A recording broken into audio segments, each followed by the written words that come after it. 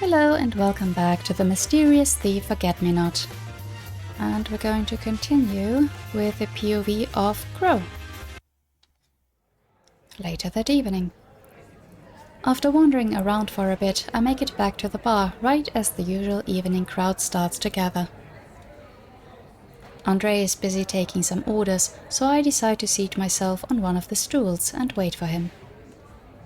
Looking around the bar at all the people, I spot a familiar face in a small group. Finally they made their way here.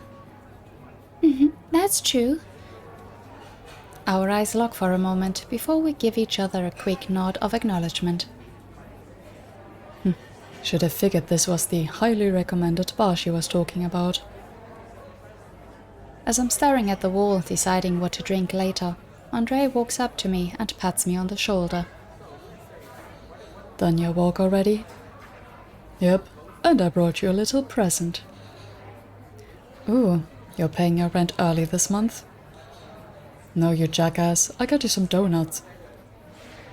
I hand him the small paper bag, which he happily grabs and looks inside of immediately. Nice, and you got the good ones too. I'll snack on these later when it dies down a bit. Do you want me to help you out? It's getting a bit busy. If you don't mind, then sure, feel free to hop into the kitchen. I'll go ahead and get changed then. Giving him a quick high five, I hop off the stool and head upstairs to change out of my disguise. Just as I thought, as soon as I got myself situated in the kitchen, the evening crowd decided to come in waves for the usual meals and drinks. I was about to say, why would he get out of his disguise if people are still seeing him, but if he helps in the kitchen, I guess that's pretty safe. Between Andre, myself and his handful of part-time cooks and servers, we managed to juggle the rush as people come and go as they please. All the while the TV plays in the background as ambient noise, going from sports talk to now the local news network talking about the exhibit again. This is TTV News, coming at you live from the Pavlova exhibit happening in the museum. Even though the exhibit is nearing its final days, the crowd hasn't died out one bit, and is even getting bigger each day. Let's see if we can ask any patrons some questions. Excuse me, you two, what made you want to check out the exhibit? Forget-me-not, duh! Their heist was so cool, and the jewel looked so pretty, I just had to see it for myself. Same here. I was waffling on whether to buy a ticket until the heist happened. But after seeing Forget-Me-Not steal the main attraction, how could I not? You heard it here first. For many patrons, it was the work of the thief that brought them to see everything the exhibit has to offer. Ah, there's Mr. Wilkinson himself. Excuse me, sir. How do you feel about the thief attracting more people to the museum? I'll admit I'm extremely conflicted about it. While I am enamored that the turnout for the exhibit was better than I had hoped, the fact that it's due to that thief's involvement leaves a bitter taste in my mouth. I'm grateful for the advertising, but rest assured this is just a temporary truce. I see. Thank you for your time, Mr. Wilkinson. The exhibit, and the jewel of course, won't be around for much longer, so get your ticket soon if you've been meaning to. Sending it back to the studio. Andre and I stare at the TV before looking at each other once it switches back to the main station. With the exhibit ending, that'll mean the ballet will move on in their tour, right? Yep, from what I know, they're gonna finish up with a few stops here in the UK. That means Desiree and Irina will switch to talking long distance after they leave, won't they? Oh yeah, I guess that's true. I'm glad that they'll still be able to talk. My sentence trails off here as I remind myself of the conversation I had earlier on my walk. And yet... sorry. I had a talk with Ramona earlier, and it's been on my mind ever since. Andre puts his hand on my shoulder and gives me a warm smile, immediately pulling me out of my crummy mood. I can hear you out later if you want, when things settle down a bit. If you don't mind, then I'd really appreciate it. Of course I don't. He lightly punches me in the shoulder as he walks by me. Let's work our asses off until then, okay? Got it. As Andre switches to customer service mode, I tighten my apron to head back into the kitchen. Just gotta take my mind off of it until later. Don't want to cause Andre any problems. Okay. With the last of the evening rush walking out the door, I let out a big yawn and take a seat on one of the stools near the counter. Meanwhile, Andre is seeing out a couple of his part-timers before joining me. Okay, so Irina coming here was really just that short bit? Would have expected a bit more, but oh well. He did have a job to do. Good work today. Right back at ya. I slump over onto the counter, feeling the exhaustion from not only work, but from everything on my mind taking its toll on me. It feels like there's more people than usual these days. Did the ballet really bring that many tourists? That seems to be the case, yeah. We'll at least have a month or so to take a breather before the summer crowd comes by. You look like you could use a drink though. Want me to whip you up anything? I am in the mood. Something normal or surprise me? Surprise me. Why don't you surprise me? I'm down for just about anything. Challenge accepted. Now close your eyes and I'll get started. Excuse me? You said surprise me, so why not completely surprise you? Fair enough. I'll play your game. I do just as he says with a chuckle and close my eyes. As soon as I do, I can already hear Andre grabbing everything he needs from the wall behind him to start mixing. The sound of glass bottles being pulled off the shelves, the fridge opening as he grabs ingredients from inside, I hear it all clearly. I can hear him start to pour everything meticulously into his shaker before picking it up and mixing it rhythmically. It's an oddly relaxing sound and one that I've heard a lot in these years. The prep is probably coming to a close as I hear him pouring this mix into a glass and then adding something on top. Alright, you can open your eyes now. Here you go. Sitting in front of me is the mystery drink's final form. Looks good.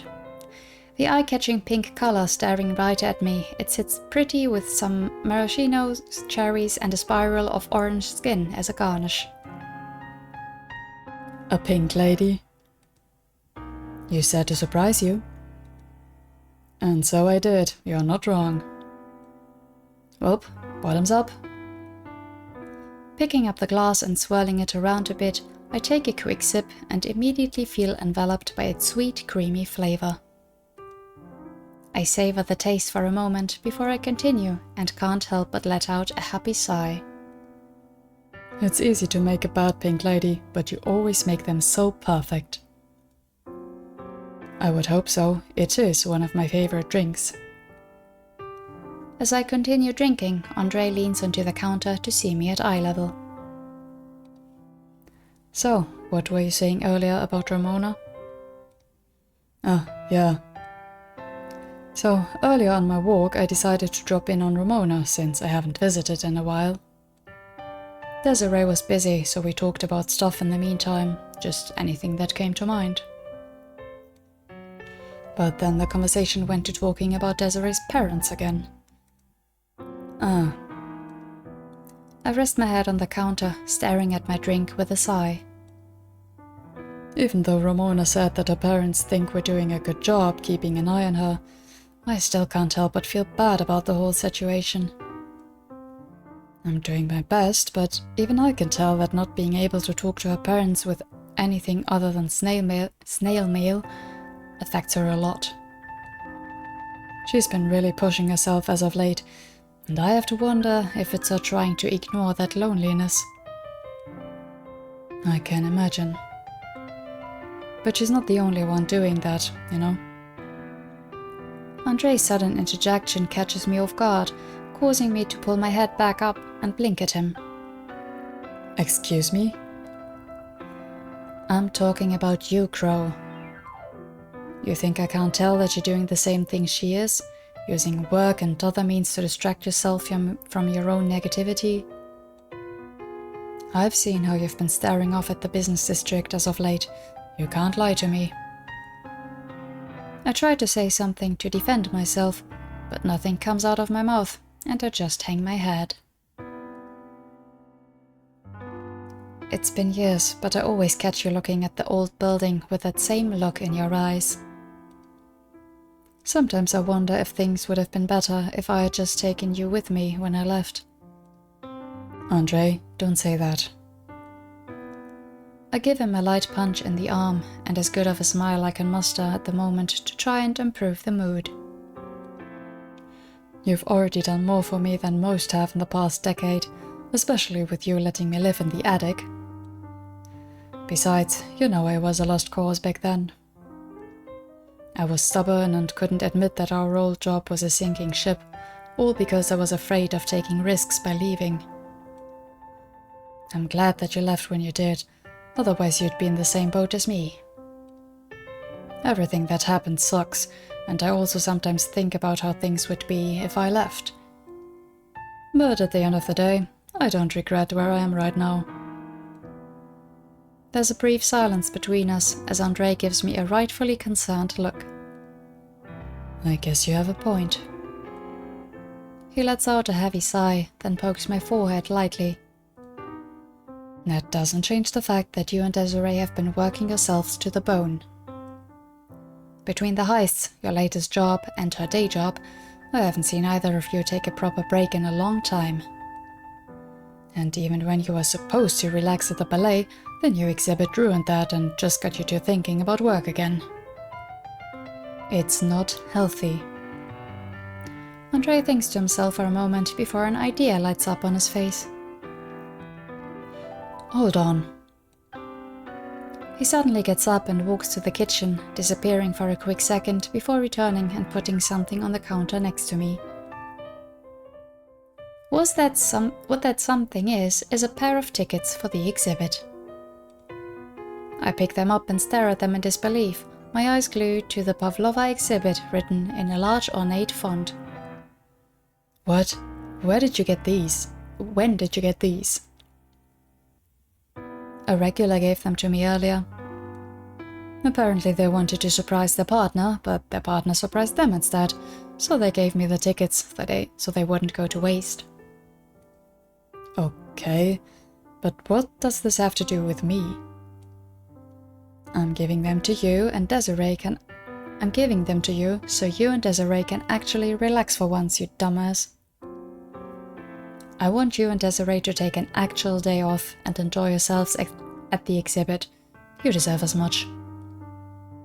I stare at the tickets in my hands, unable to describe how I'm feeling as they stare back at me. Thanks, Andre. That really means a lot. It's no problem. I know you'd do the same for me. Most tickets are for this Wednesday, so when Desiree gets back, be sure to let her know so she can schedule a day off. Got it. And Crow, I mean it when I say to relax at the exhibit. I don't want you or Desiree even getting a hint of a thought of any kind of work while you're there. Got it? Andre tugs on my ear a bit to drive his point home, as I wince in pain. Oh! I got it! You better. He finally lets go of my ear and continues talking while I rub it lightly to subdue the pain. I'm gonna be in the kitchen making some dinner before the midnight crew shows up. Desiree will be here soon, so be sure to let her know everything, alright? Yeah, and I'll be sure to show her my ear to make sure she gets it too. You know me so well. As Andre begins to walk back to the kitchen, he quickly pauses and glances back.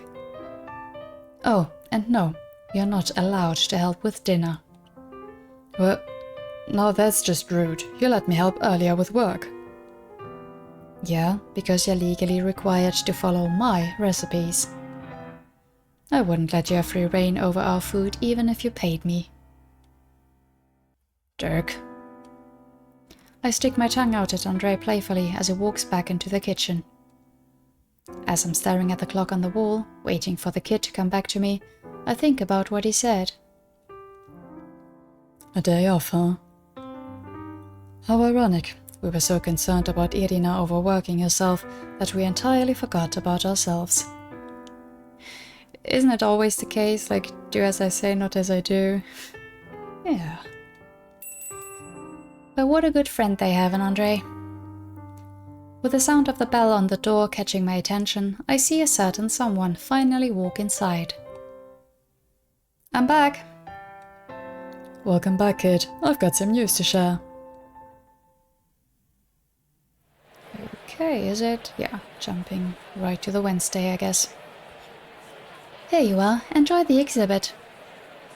Thanks.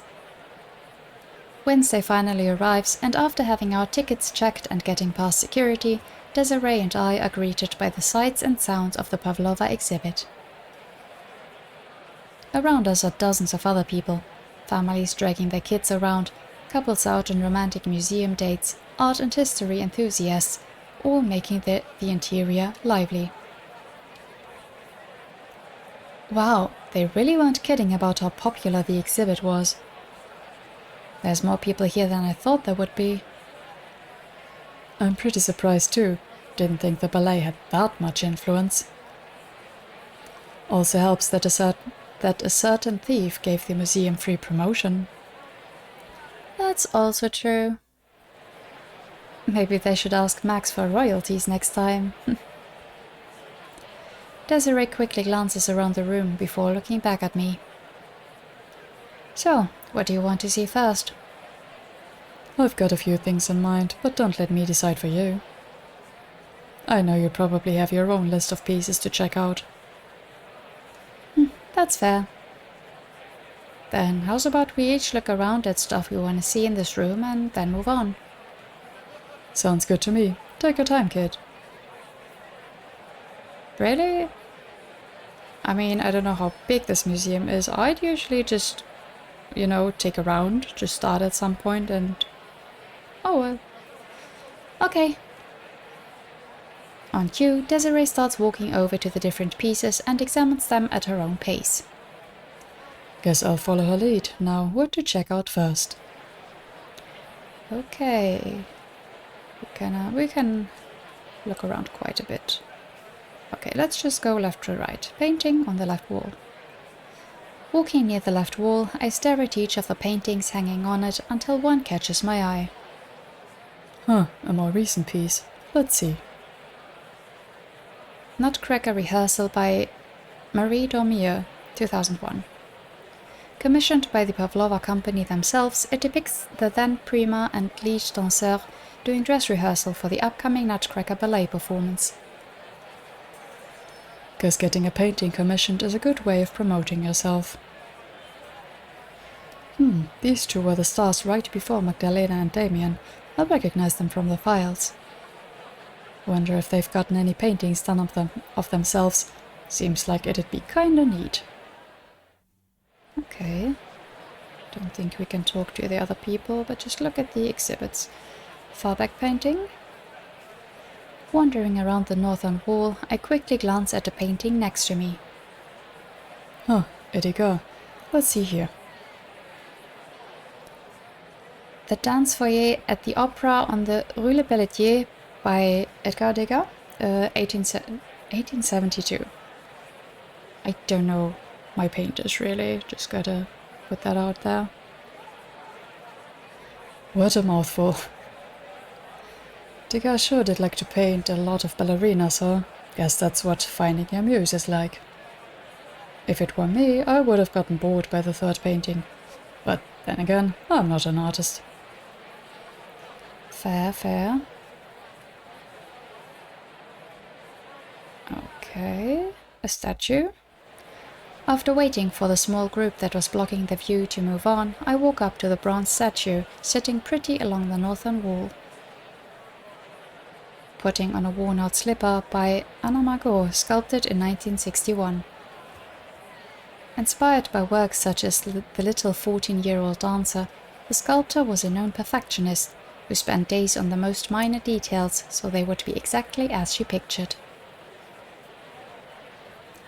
Dang, they weren't kidding. The detail on this is impressive. I can even tell how old the slipper she's putting on is. Artists scare me sometimes, especially the perfectionists. Very true. Okay. Oh, we can't look at this, but we'll probably get to talk to Desiree. But first, let's look around further. Big painting, another ballerina. I walk over to the eastern wall to get up close to one of the largest paintings hanging on it, or at least as close as I can get without tilting my neck too far back. I always reserve this space for something massive, and I'll never understand how they can always find something to put here. It is a pretty nice piece though. Let's see. Dancer by the Balcony by Andrei Kulov, 1957. Donated for the exhibit by the retired painter, it depicts a dancer he grew fond of at a company back in Moscow. That he grew fond of, huh? When it's pointed out like that, you can kinda tell by comparing the care put into the dancer versus every other part of the painting.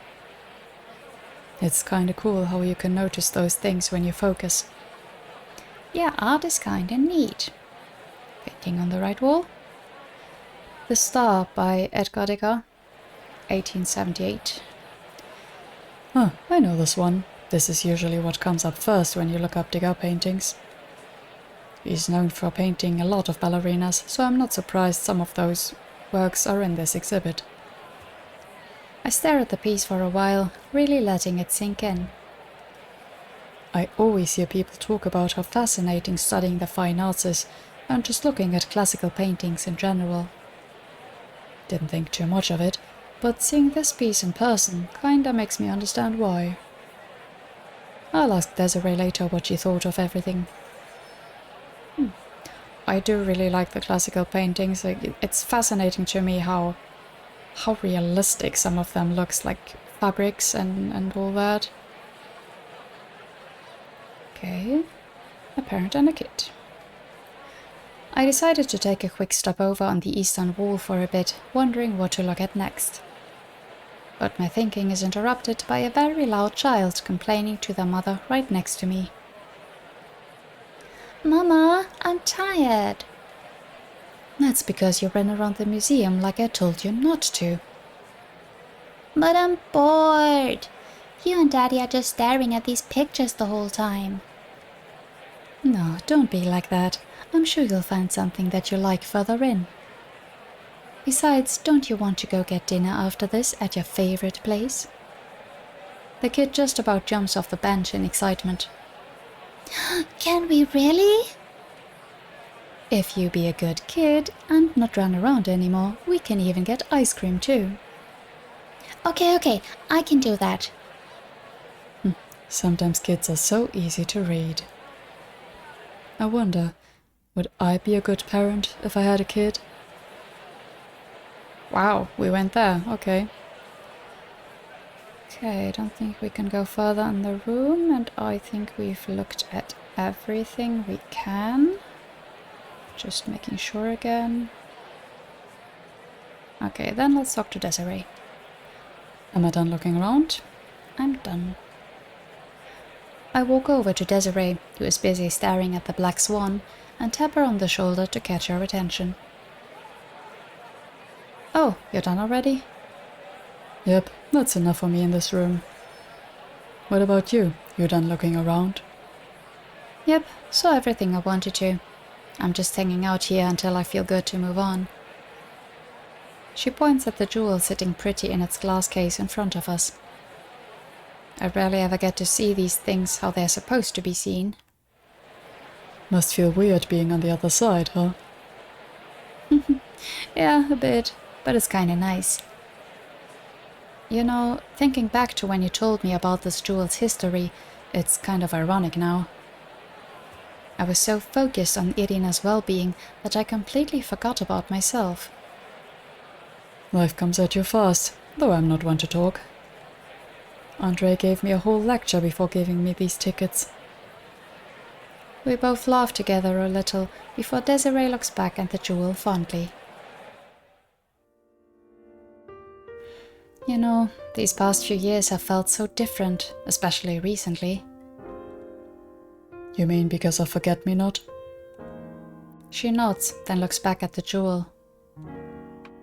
Before I moved in with you and Andre, it was rare for anyone to really pay me any mind.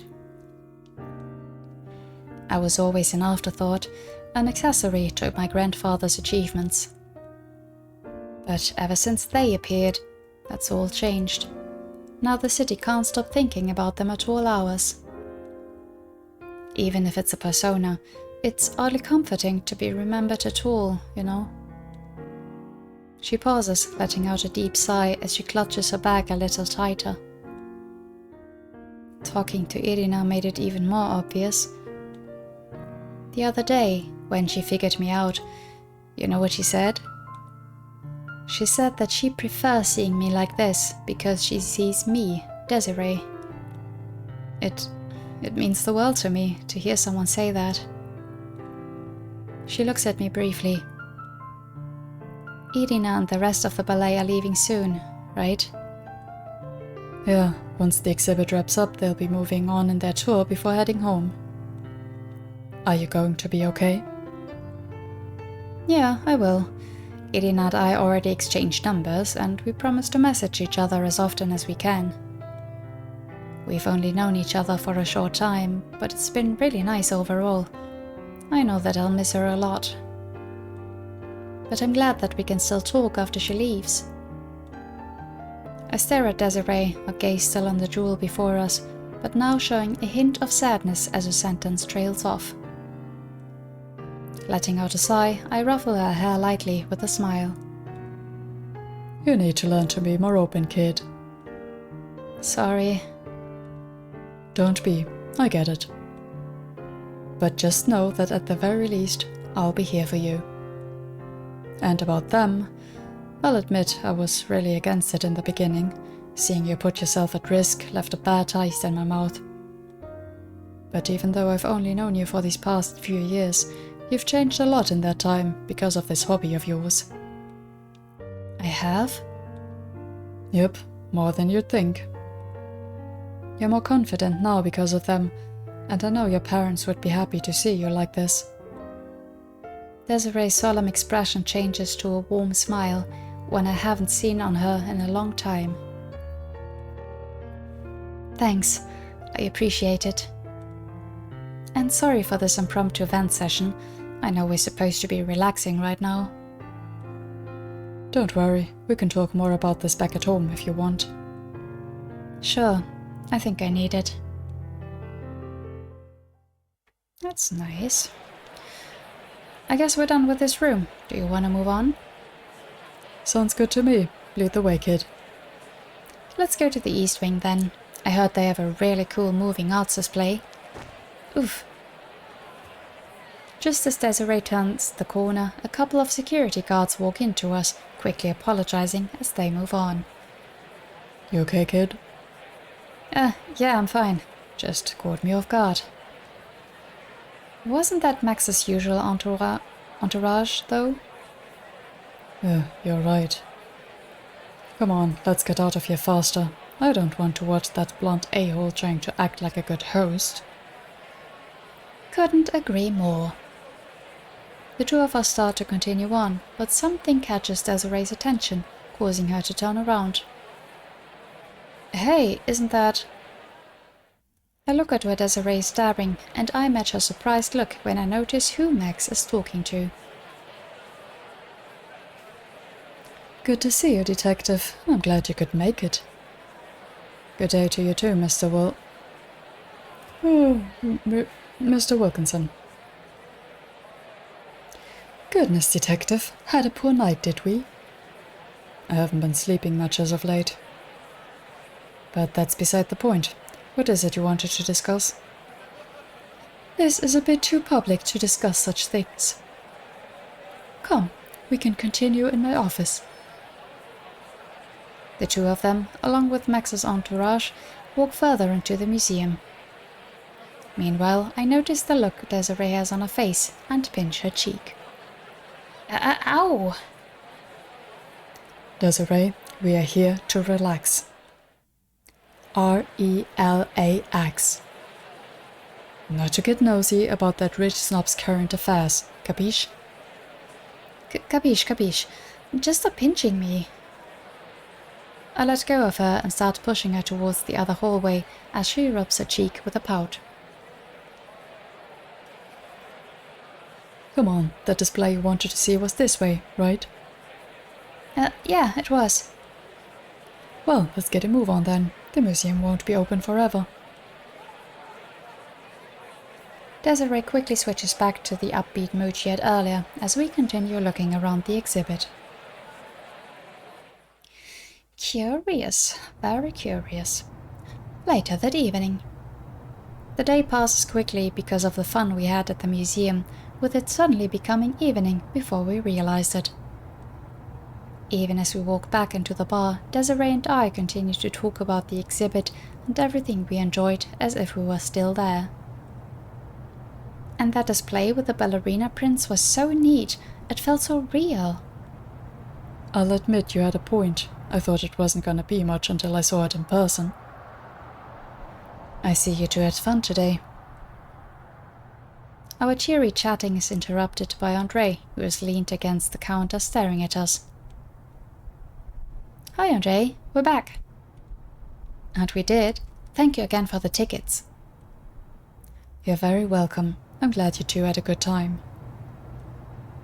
I actually have something else for you two as well. Oh? Andre ducks behind the counter, pulling out a stack of envelopes from the shelves underneath and places them in front of us. Mail came, and there's something for each of you in here. On cue, Desiree sifts through the pile, and her face starts practically glowing upon finding what Andre means. It's letters from my parents again. Would you look at that? It's that time already. Oh, there's an unopened one for Andre in here. That's probably yours. She hands me the envelope in question, and, after getting a quick nod from Andre, I tear it open to peek inside. Yep, it's for me, alright. I feel bad that I have to keep using your name to reach me. You know, I don't mind that. Besides, they always make sure to send me letters too, so I don't feel left out. That's good at least. Interesting. I look at Desiree again, who is beaming with joy right now as she holds her letter gently. I'm gonna quickly read this before dinner, okay? Hey, take as much time as you want, kid. We can wait. With a little nod, she hops up to the attic, leaving me and Andre alone in the bar. For a moment I thought she might get some bad news with the letter, but we'll see. She always gets so giddy when one of those letters arrives. Yeah, she acts like a little kid on Christmas. Got a lull right now, huh? Yeah, most people are eating out near the museum because of the exhibit, so it hasn't been too busy today. We're probably gonna get average numbers once the evening crowd shows up. He gives me a quick pat on the shoulder before continuing. Don't feel like you need to help out tonight, by the way. We can handle an average day ourselves. You sure? I don't mind helping. Of course I'm sure. Besides, knowing you, you probably want to read your letter too. Touché. I'll be upstairs if you need me then. Got it. I give Andre a quick high five as I make my way up to the attic. After a quick shower and getting changed into some loungewear, I flop down onto my bed. Off in the other corner of the room, I see Desiree laying on her bed, happily staring at the letter she got. Okay, that's a relief. What did your parents write you this time? Oh, Crow, didn't see you walk in. That focus, huh? Yeah, it's been nice hearing from them again. They talked about how they've been really busy as of late, but made sure to make time and send us these letters. Oh yeah, Ramona mentioned the same thing. Wonder what's keeping them so busy. I don't know, they didn't say. But still, I'm glad we got to hear from them again. Desiree stares at the letter, letting out a soft sigh. I wonder when I can see them in person again. Good. I'm sure it won't be too long. Yeah, they moved out of Twin Bells, but this is their home and you're their daughter. I can imagine that they've had enough of this separation and are working as hard as they can to see you again too. You sure? Positive. And who knows, maybe convincing your grandfather to stop being so anal is what's keeping them busy. She giggles a little at my quip. Maybe. That definitely would take up a lot of time. Desiree gets up from her bed, then neatly folds the letter and places it inside the writing desk's drawer. I'm gonna go take a shower, and then we can make something for dinner, okay? Sure thing, kid. No rush. As she walks out of the attic, I grab my letter, opening the envelope and reading the message inside. Long time no write, Crow. Apologies for the wait. We suddenly got busy recently, and it's been a bit hectic here as a result. I assume everything is going okay back in Twin Bells, and that you're all doing well overall. It's been very interesting there as of late from what I heard, what with the ballet and the latest heists. It makes me wish we had some excitement where we are, but I suppose we can live vicariously through you and Desiree. Thank you again for keeping an eye on her for the past few years, and hopefully soon she won't need to wait any longer for us to come home. And perhaps soon will be the perfect time for her to finally learn about that. Take care of my little phantom thief. Jean-Jacques, sir. I sigh after reading the letter, smiling softly with a chuckle. I still don't know how you figured out that she was forget-me-not, despite not even being in the city. I guess we know where Desiree gets her perception skills from. I mean, there must be some video footage of her, right? Photos, video. I pause, reflecting on him mentioning the recent goings-on. In all this time, she hasn't said anything. I wonder if she knows that they know. I can see why they wouldn't tell her, to make sure she doesn't worry and whatnot. As I lay in bed, my eyes wander to the photo of Desiree and her parents sitting on the corner of the writing desk. Can't believe it's been over 4 years since that night. Time sure flies. I stare up at the ceiling, then start to feel my eyes getting heavy as my exhaustion hits me. I poked fun at the kid for this, but maybe a pre-dinner nap isn't a bad idea after all. It'll just be a little bit. My eyes start to slowly close before I'm completely taken over by the urge to sleep.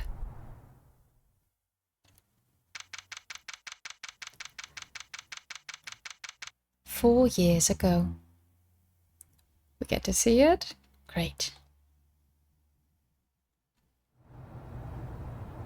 In the middle of the night, off in the northern end of Twin Bells, one of the quietest parts of the city, I'm hopping along the rooftops as quickly as I can. I had just finished a big job and I'm heading back towards the bar. After making sure no one can see me from where I am, I sit down on one of the buildings to take a breather. Finally done. I fall back on my back with a sigh, feeling how exhausted I truly am as I stare off into the night sky. That stupid job took longer than I thought it would, but I got my cash and can relax for a bit. Hope Andre doesn't mind me sneaking a quick drink from one of those bottles of brandy. Huh? In the middle of my internal rambling, I hear something and look down at the street. There I spot a young lady walking by herself, along with a drunkard wobbling further down the street behind her. Ugh, I hate those kind of guys. I'm gonna go blow off some steam. Getting back on my feet, I hop down right in front of the bastard, spooking him. Ah! Oh, where the bloody hell did you come from? I look behind me, noticing that the young lady's attention has been grabbed by the sudden outburst. I give her a wink, then clear my throat, speaking as loud and clear as I can without yelling. Isn't it rude to follow someone in the dead of night like this? People would think you had some ulterior motives in that fucked up head of yours. Eh? They've been following me? The guy goes pale, then quickly red with anger at me outing him like this. Who the fuck do you think you are? You're starting to piss me off. He lunges at me, but his broad movements make it easy to dodge to the side and knee him in the gut. Ah! As he's curling up into a little ball on the sidewalk in pain, I stand over him with a smirk. You're lucky I'm in a good mood, otherwise I would have kicked you somewhere much more painful. Now get the hell out of my sight. With a whimper, he crawls back onto his feet and runs the other direction down the street. I turn back around to the young lady, whose face is practically glowing with awe at what she just watched. Wow. Thank you for helping me. No worries, always happy to help. You go on home and watch your surroundings next time, alright? Right, thank you. With a little bow, she turns around, but as she starts to walk away, something in the back of my mind calls out to me. Hey, hold on a minute. Yes? I feel like I recognize you from somewhere. I stare at her a little before it finally clicks. Oh, I remember now. You're Jean-Jacques' daughter. What was your name again? That's right, Desiree. She stares at me silently, surprised by my outburst. It is you. Almost didn't recognize you with that get-up on. She stutters a bit before continuing to speak. Sorry to interrupt, but... Do I know you? Her response catches me off guard, and I start to realize how awkward I made things. Oh, oops. Forgot to introduce myself like an idiot. You can call me Crow. Like the bird? I roll my eyes and groan. Yes, like the bird. It's an alias, too much to explain, yada yada yada. You probably don't remember me, since you were kinda young, but your dad helped me out a ton a few years ago. A few years ago? Oh, wait, now I remember. You're the one Papa lent this old flat to back then. The weird guy with the messy hair. I cackle at her honest answer. Oh, rude. I'm not that weird. Walking up next to her, I give her an exaggerated bow, to which she giggles at. Well, since we're on familiar terms now, why don't I walk you home? Better than getting tailed by some creep again, wouldn't you say? Alright then. You know, if she didn't remember him, actually he would almost seem a little more suspicious than the other guy. But okay. I mean, we know he's alright. She adjusts the bridge of her cap, and the two of us start making our way down the street side by side. While walking, I strike up a conversation to fill the dead air. So, what's a young lady like you doing out so late at night, huh? Nothing. No reason in particular. I give her a smug smile, then scratch my chin in a comical manner. Could it be a romantic partner? No, that's too cliché. And I can't see a kid like you doing any shady dealings. Ah, well, maybe I should just ask that ticket poking out of your pocket what you were up to instead. Huh? She suddenly stops, looking at her jacket and realizing that there was indeed a ticket sticking out of it. Before she's able to shove it further in, I manage to read what's on it. A magic show, huh? I heard there was a famous troupe visiting the city this week. Please don't tell Mama and Papa. They'll lecture me for hours if they learn I snuck out again. Again, huh? I mean... As she stammers and fiddles her thumbs, her face turning as bright as a traffic light, I chuckle a bit, then pat her on the back lightly. You're pretty easy to mess with, kid. Kid? You don't look that much older than me. 33. Nice try, kiddo. Respect your elders. That does not count as an elder. We both share a laugh as Desiree starts to calm back down. So, you like magic shows, huh? Yeah, I've loved them ever since I was little. I heard the troupe was amazing, so I had to see it for myself.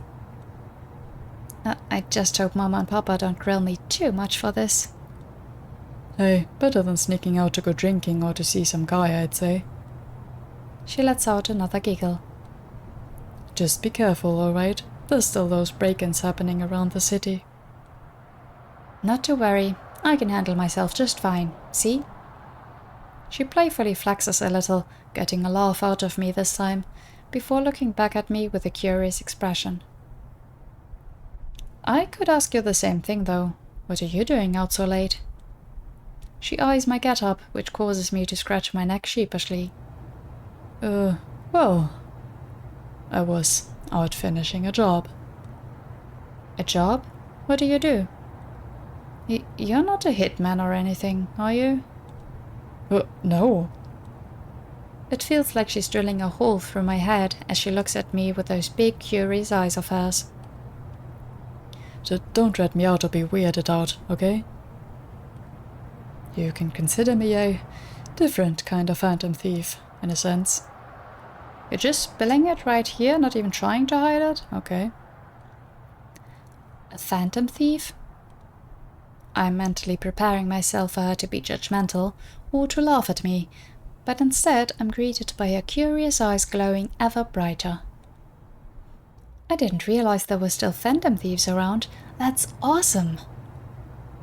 I'm caught off guard by her innocent enthusiasm, chuckling a bit.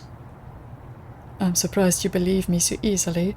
Most people brush me off or try to rat me out. I mean, I get why people wouldn't. But no one would really go around using an alias in this city unless they were trying to be a phantom thief. Just like the Scarlet Rose. So you know about the Scarlet Rose, huh? Of course I do. Papa's told me a ton of stories about them since I was super little. Their mastery of disguises to look and sound like just about anyone, their charm, their undefeated record. It's also so cool. But if you're a phantom thief, then how come I don't hear about you making big heists and such on the news? It's because I'm a different kind, like I said. I don't go for theatrics.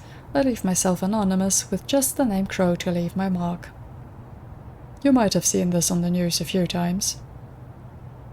I pull out... You might have seen this on the news. I pull out one of my calling cards and hand it to her, which she takes a look at. Oh, so you're the one that goes after those sleazy CEOs and whatnot. That's cool too. Hey, why'd you have to add the two? I'm cool in general. I manage to get another laugh out of her as she gives me back my card. I'm sure Papa will be happy to see you again. It has been a long time. It has, hasn't it? I still haven't found a way to properly thank him for before. And don't worry, I'll help make sure they don't ground you for too long because of your little outing. She scratches the back of her neck sheepishly before bouncing back to her happy-go-lucky self. Since you're a thief, that means you have a ton of stories, right? That I do. Why, you want to hear them? She looks at me, her eyes big and sparkling from anticipation, giving me my answer without a word. Well, alright, may as well kill time while we're walking back to your place. The first case I can remember goes like this. As we continue walking down the quiet street, I tell as many stories as I can remember for Desiree's enjoyment. Despite the distance, the walk felt much shorter than it actually was because of my storytelling. Desiree walks up to the front door, stopping in front of it to look for her key. Thank you for all those stories, Crow. Any time, kid. It was fun telling them to someone. I'm sure Papa's still awake reading right about now, so you can come in and say hi. She suddenly stops, clutching the doorknob as her face grows pale. Crow. What's wrong, kid? I look at her hand, shaking as it holds the doorknob. The door. She points to the lock, which is covered in scratch marks from being picked. Get behind me, Desiree. I quickly get in front of Desiree, shielding her as I grab the knob for myself. With a deep breath, I swing the door open and step inside with her.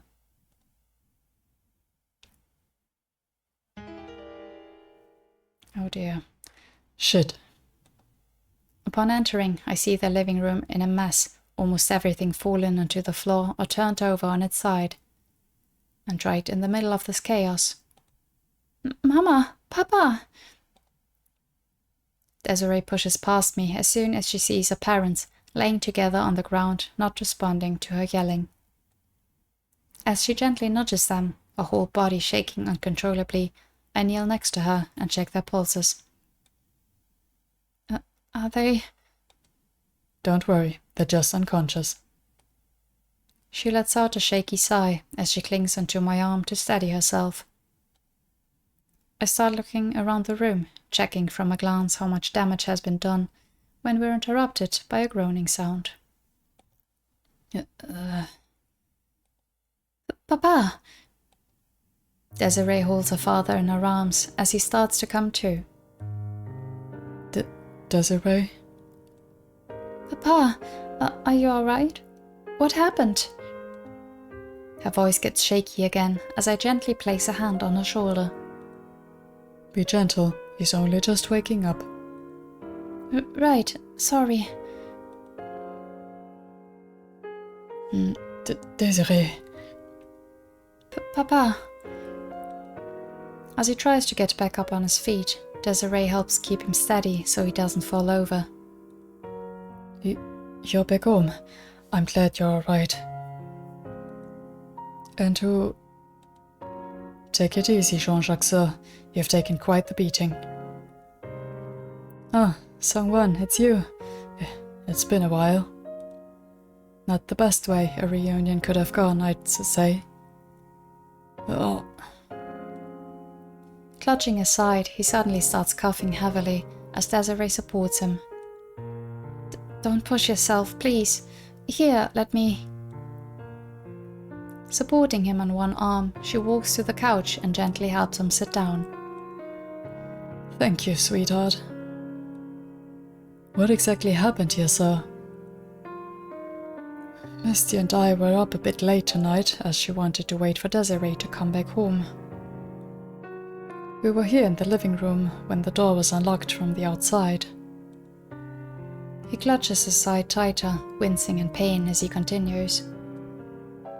It was an errant group of burglars, and they started wreaking havoc as soon as they spotted us. Sounds like that group that's been running around the past month. I shielded Misty, so I got beat up the most out of us, but she soon fainted from shock. Do you know how much was taken? Nothing. Desiree and I both stare at him, wide-eyed. Nothing? All this, and they ended up taking nothing? It's because of Misty, or rather, one of them recognized her. They soon realized whose home they happened to barge into, and quickly fled to avoid being caught. Desiree grows silent, a pained look appearing on her face as she stares at her parents' injuries. If they hadn't, then... Jean-Jacques looks at Desiree with sad eyes before shifting in place to face her better. Sweetheart, could you grab the first aid kit? I believe it's in the bathroom down here. Okay, I'll get it right away. Desiree hops onto her feet and runs out of the room.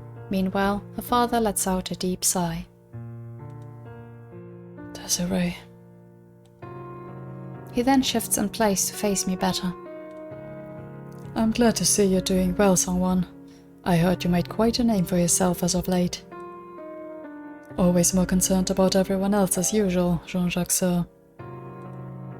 This is the one time you should be selfish, you know. And you're still too formal.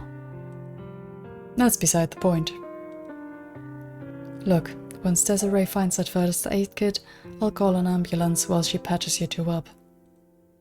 You three will be taken care of, and they'll be able to use what you know to catch those burglars. I'm sure the commissioner will even get personally involved and settle this sooner, considering it's you two we're talking about. The commissioner. He pauses, then looks me dead in the eye with a serious expression painted on his face. Sangwon, I have a favor I must ask of you. I want you to look after Desiree for us. I blink, stunned silent for a brief second. Excuse me? Not to say that I wouldn't happily help your family, sir, but I may as well just be a stranger. Wouldn't it be better if she stayed with her grandfather until you two are better? No. He winces from interrupting me. It's best for Desiree if she doesn't stay with him after this. My father-in-law's reputation precedes him, yes, but I also know him well enough to know this incident will throw him into a panic. And he might make some irrational decisions as a result. He averts his gaze for a moment before he continues. He and Desiree already have a strained relationship, so I'd rather it not get worse from however he ends up reacting. So please, Sangwon, at least until we're better. He stares right at me, and I think to myself for a moment before I respond. Alright, if that's what you think is truly best for her. He sighs deeply again, this time followed by a pained smile. Thank you. Just as we finish, we can hear the sound of Desiree running back as quickly as she can. Sorry it took so long. I couldn't find it at first. Here, this might sting a little.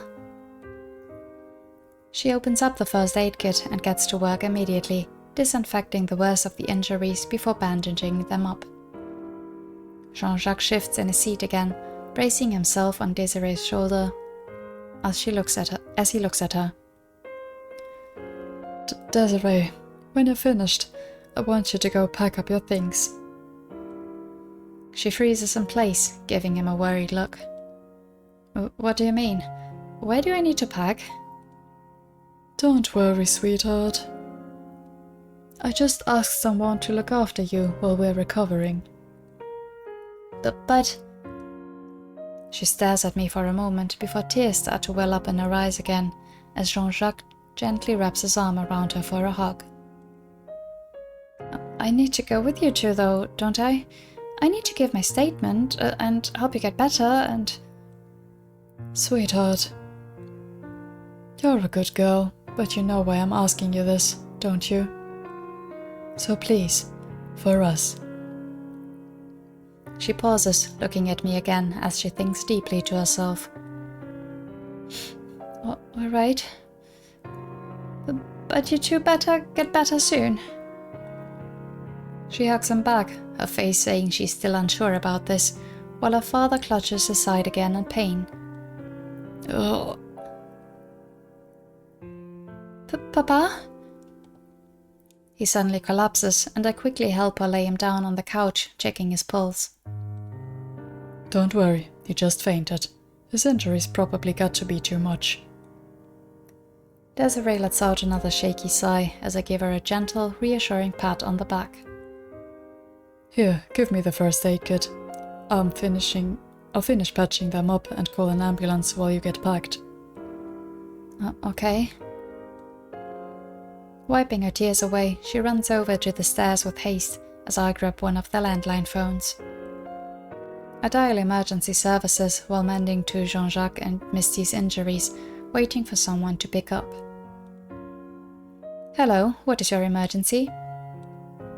There's been a break-in and assault at 250 Mary Lane, and we need an ambulance as soon as possible.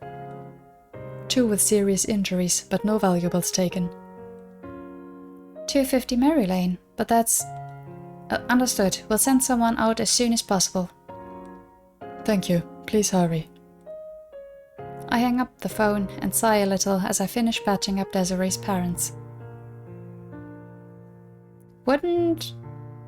Okay, I've never had to call, 911, but wouldn't they inquire a bit more about the state of the people there? Like, are they conscious, etc.? Oh well. His reputation precedes him alright. Even the call center knows who lives here. Just as I'm getting back up, after helping her mother off of the floor, Desiree comes down the stairs on cue with a medium-sized suitcase. Okay, I think I have everything I need. You can go double-check quickly if you're not sure. I just finished calling an ambulance, so they'll be here soon. That's good.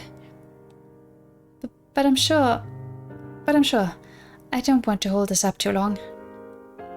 She walks over to her parents on the couch, giving them each a quick hug. Please get better soon. Wiping the rest of her tears off her face, she looks at me with a determined mood. A determined nod. Let's go. Alright, follow me. The 2 of us quickly exit, ducking into the alleys nearby to take the shortest route possible. While we're running, Desiree clinging onto my arm to keep up with me, I pull out a phone from my bag. Andre, I hope you can help me out with this favor. As we get further away from the north end, the sounds of patrol cars and ambulances fill the dead air before fading out into the night.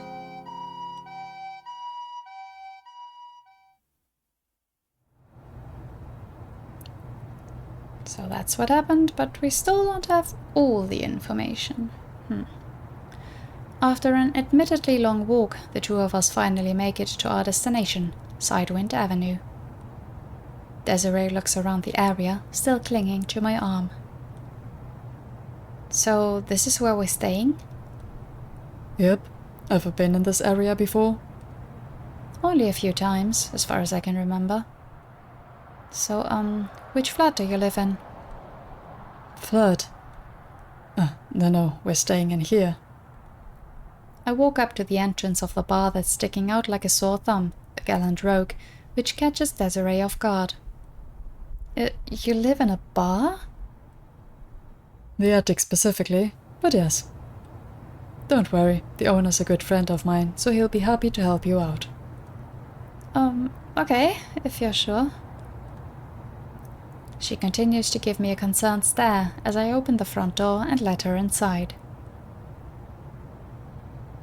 Once we're both inside, I lock the front door so no one walks in on us.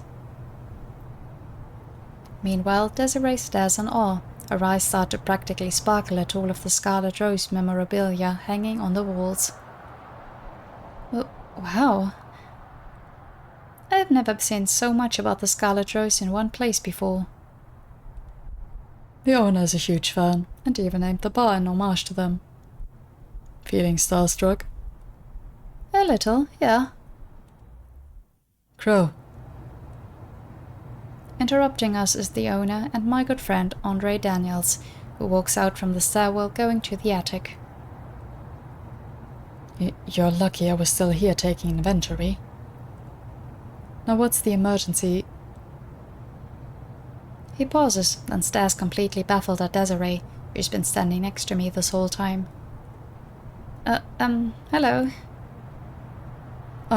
Hello. And who might you be? Desiree LeChance. Nice to meet you. She gives an awkward nod as Andre stares at her. LeChance? You mean... I stride up next to Andre, patting him on the back to bring him back to reality. Andre, stop freaking out the kid and introduce yourself. Right, sorry. I'm Andre Daniels, Crow's friend and owner of the spa. It's my pleasure. He holds his hand out for a shake, which Desiree takes with a smile. It's nice to meet you, Mr. Daniels? I can't help but snort at a laugh, which Andre shoots a judging stare at me for. Just Andre is fine, no need to be so formal. As they're happily shaking hands, Andre steals a quick glance at me, before returning his attention to Desiree. Desiree, could you leave me and Crow alone for a bit to talk? You can go upstairs and get yourself settled for the time being, if you'd like. Sure thing.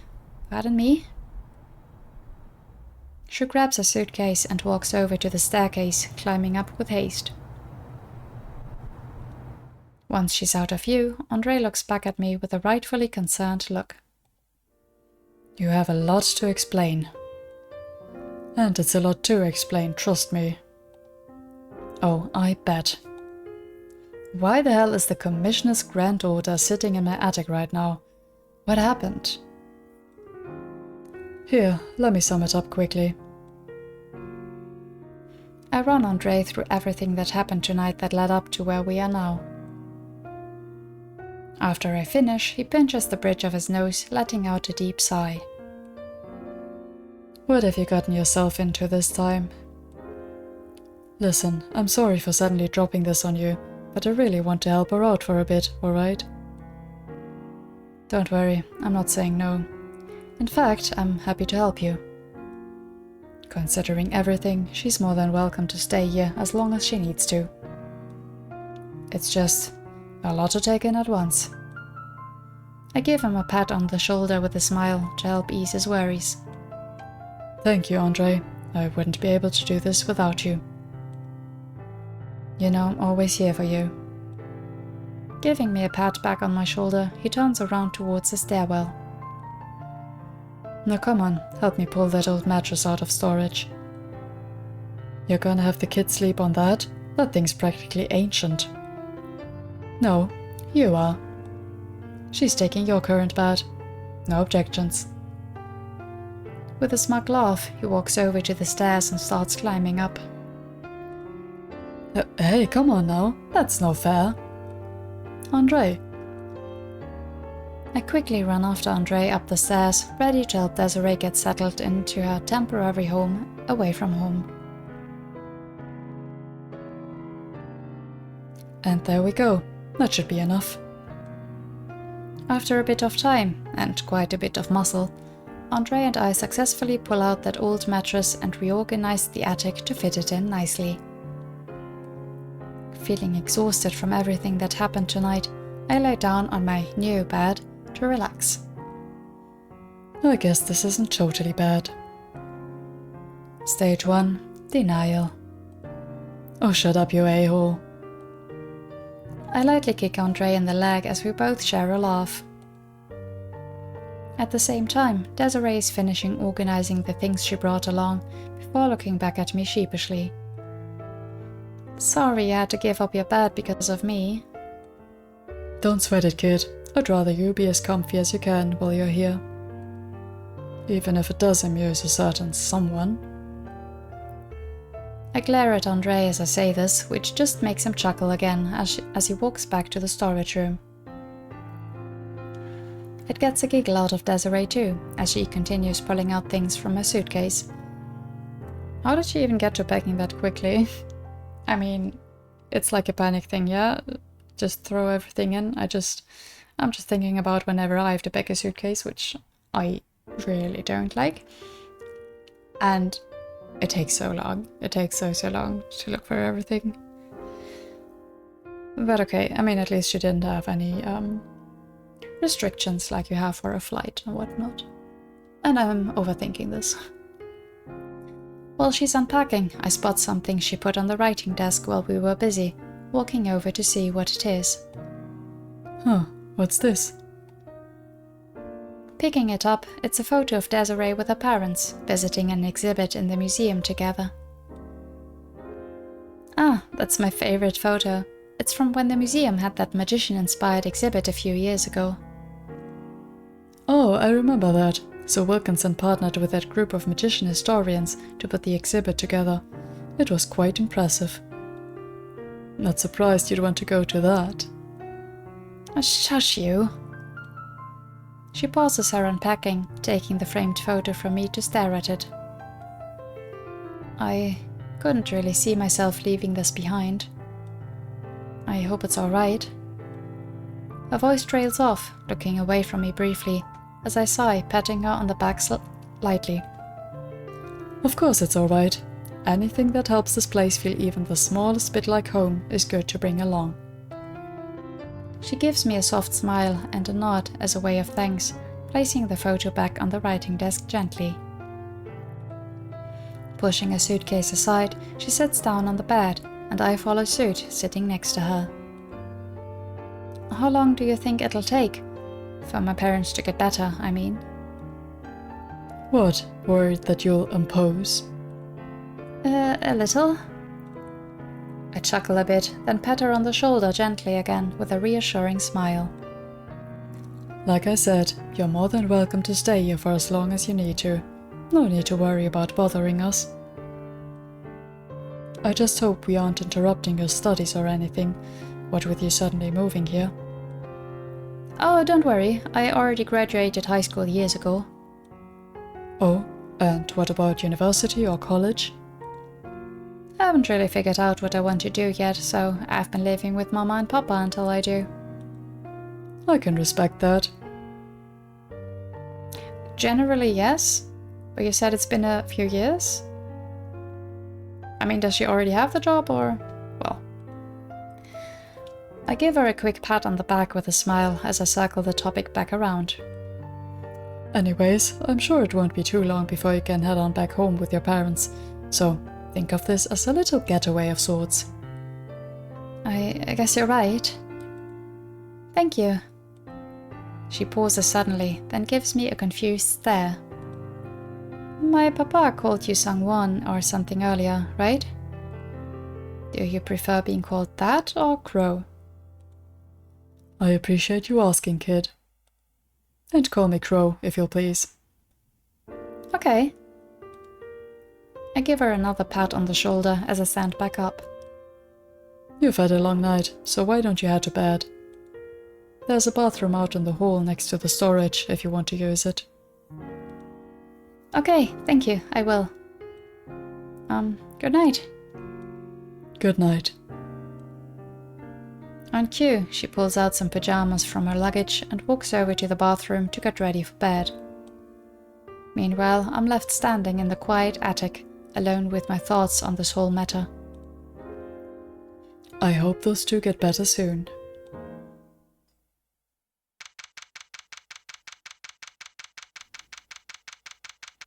"5 months later. I feared we would be jumping back to the present already, but okay. Some more context. Quite some time has passed since Desiree first moved in with us, more than we all thought initially. Life has gone on normally, aside from that, however, with Andre continuing to run the bar and me doing any job I get my hands on. It's pouring hard outside tonight as I walk into the bar completely drenched. I'm back.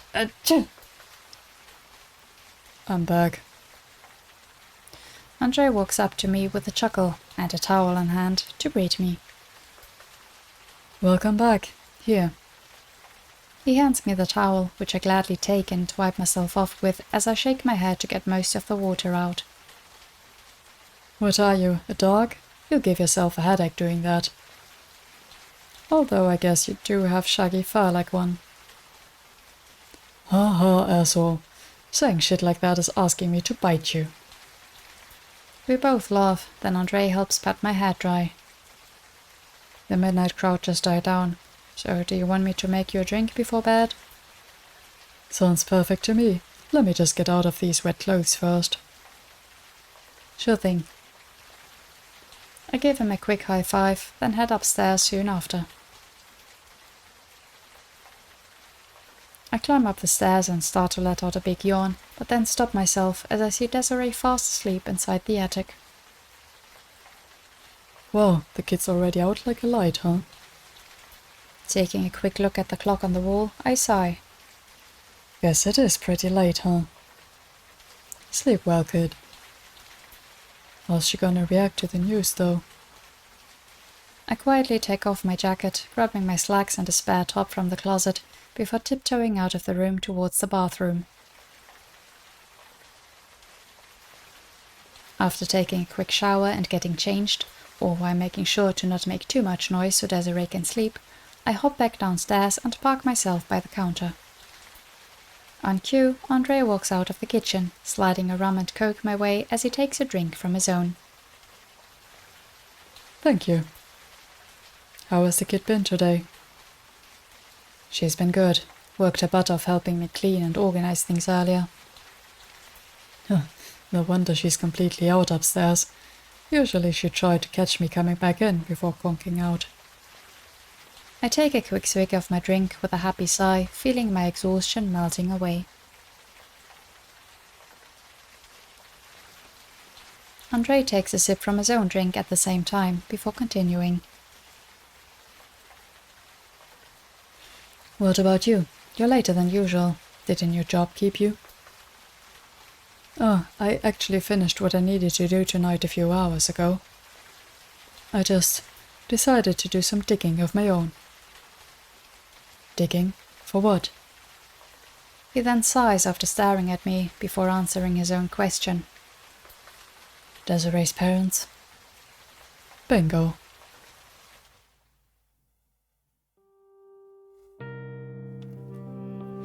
I lean into the bar, swirling my drink in one hand as I continue. It's been 5 months now, and we haven't heard anything about them. No good news or bad news. It's nuts to not know anything, so I decided to dig a bit.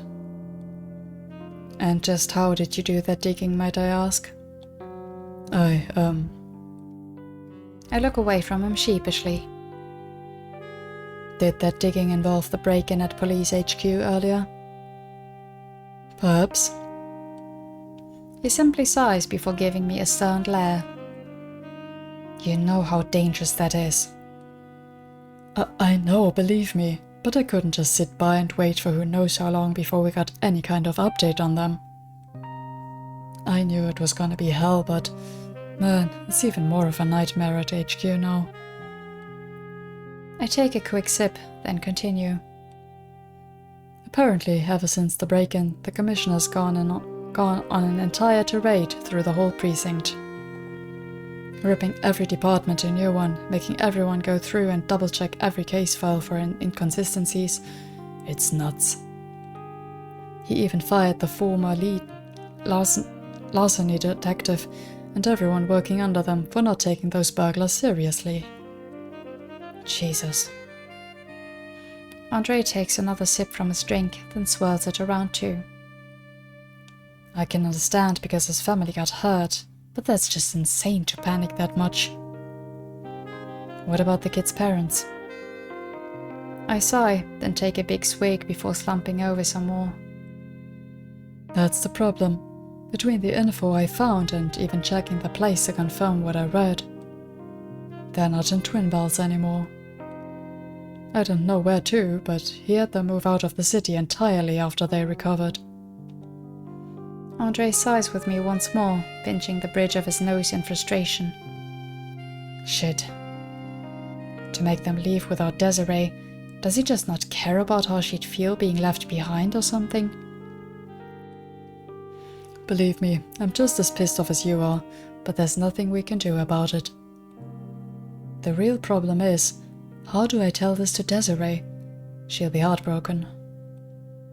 Her father trusted me to look after her, but this is a lot more to deal with than I thought. I imagine you also didn't expect this to happen when he asked you to do this. We both sit in silence, letting everything I said sink in. Andre breaks the silence by finishing his drink, then pouring himself some water before he continues speaking. Don't even think about hiding this from her. She's one of the smartest people I've ever met, so there's no doubt she'll find out herself if you try to hide it. I know. I wouldn't put her through that. It'd make the news hurt more. Just gotta think of how and when to let this all out. Probably as soon as possible. Andre takes a drink from his glass before side-eyeing the stairwell. You might have to do that sooner than you think. Huh? Andre simply points towards the stairs, causing me to turn and look. And I manage to catch a glimpse of Desiree before she runs back upstairs. Damn it, should have figured. Guess I've got no choice now. As I get up from my seat, chugging the rest of my rum and coke in the process, Andre quickly stops me. Here, before you go. He pulls out another glass, then fills it and my empty one with water. She'll probably be thirsty. Take this upstairs for her, will you? Sure thing. I quickly down my glass of water, give Andre a pat on the back, then carefully grab Desiree's glass before walking up the stairs after her. Walking upstairs, I peek into the attic and see Desiree sitting on a bed with a lamp on, shuffling a deck of cards. I lightly knock on the door to grab her attention. Hey. Hey, welcome back. She scooches over to make me some room, and I sit down next to her. Here, Andre figured you'd be thirsty. Oh, thanks, I kinda am. She takes the glass from me, drinking from it a bit, before placing it on the writing desk. I didn't wake you up, did I? No, you're fine. I only closed my eyes for a bit. She continues to shuffle the deck in her hands, which I stare at mesmerized. Hey, you're pretty good at that. Thanks. Shuffling cards is really relaxing to me. It helps me calm down when I'm anxious. I actually know a few card tricks, if you want to see one. Card tricks, huh? You've piqued my interest. Alright, I'll bite. I sit down more comfortably next to her as she shuffles the deck once more and randomly pulls out 4 cards. She fans them out in her hands face up towards me, then turns her head away slightly. Alright, now pick any card and remember it for later. Leave it in my hand though, please. Oh, we got to pick. Okay, and gotta go with the roses, right? So, heart 7. I guess I'll pick this one. I tap one of the cards lightly to let her know I'm done, to which she then puts all of them back in the deck before starting to shuffle it again. Now, while I'm shuffling, I want you to pick a number between 1 and 4. Alright then. What about... I'm gonna go with 3. How's about number 3? Got it.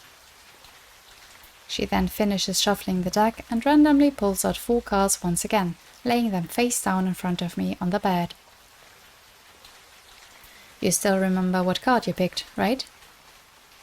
That I do. Perfect.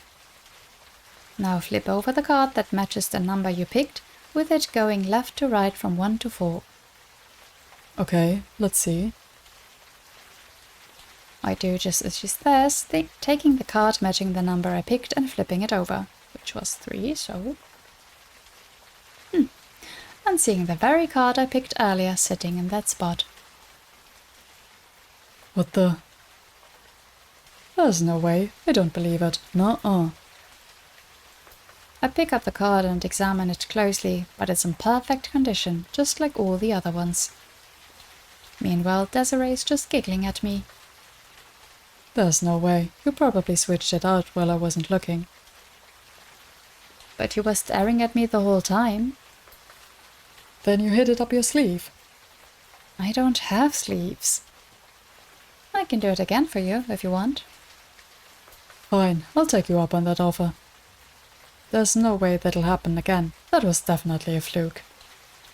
Keep telling yourself that. She takes the 4 cards back and shuffles the deck a few times once again. Then, just like earlier, she randomly pulls out 4 cards and fans them out face up towards me. Just like before, pick one of the cards in my hand and remember it well. Gotcha. Okay, I'm gonna go with the ace here. I'll go ahead and pick this one this time. I tap the card to let her know I'm done picking, and she then starts shuffling the deck over and over as she continues. Same deal here, just pick a number from 1 to 4. And no, picking the same number isn't a guarantee that I'm cheating, by the way. You say that. Let's go with 1. 1, because I'm number 1. What a ham. It's called being confident, kid.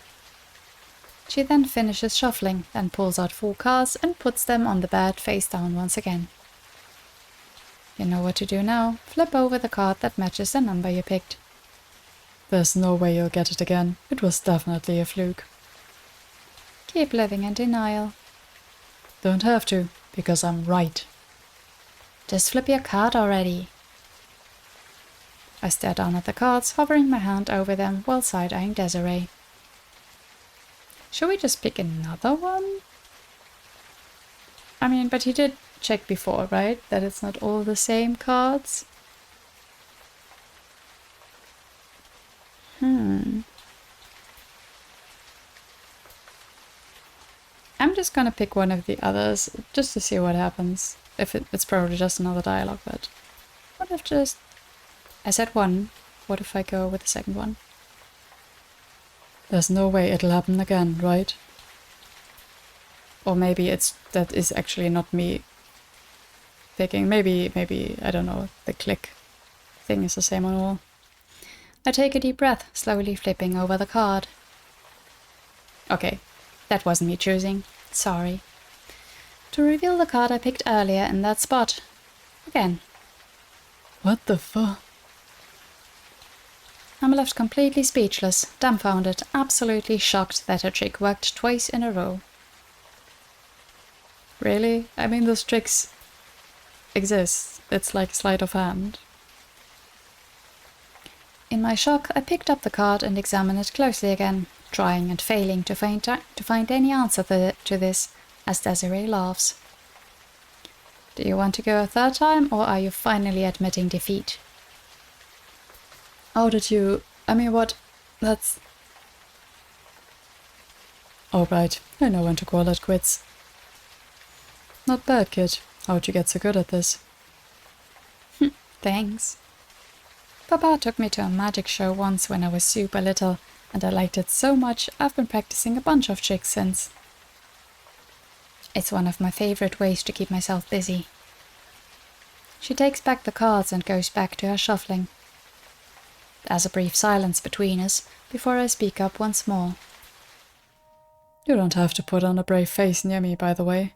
I know what you want to say. But... You said it yourself that you do this to calm down. So go ahead, kid. She pauses, then sits quietly for a bit before turning to me, that smile she had earlier fading into a sad expression. Is it true that they're not here anymore? I'm sorry, Desiree. It is. Putting her deck of cards away, she hugs her knees and lets out a deep sigh. You don't know where they could have gone, do you? No, I don't. I tried finding out, but they didn't leave anything behind that would give any clues as to where they'd be moving to. I'm sorry. Please, don't apologize. I know you did everything you could. But... Desiree squeezes her legs tighter as I see her trying to fight off the urge to cry. How could he just make them leave? And without even letting me know where they're going or for how long? And what about me? Am I just supposed to wait here, hoping they come back? What if he thinks they're better off somewhere else? I can feel my heart sink hearing this as I lightly pat her on the back to try and help calm her down. There's no way they'd let him keep them out of the city forever, since you're still here. I know it hurts, and you have every right to be angry, but until they're back in Twin Bells, you're more than welcome to stay with us. She doesn't say anything at first, but then turns to look at me. I don't want to be a burden.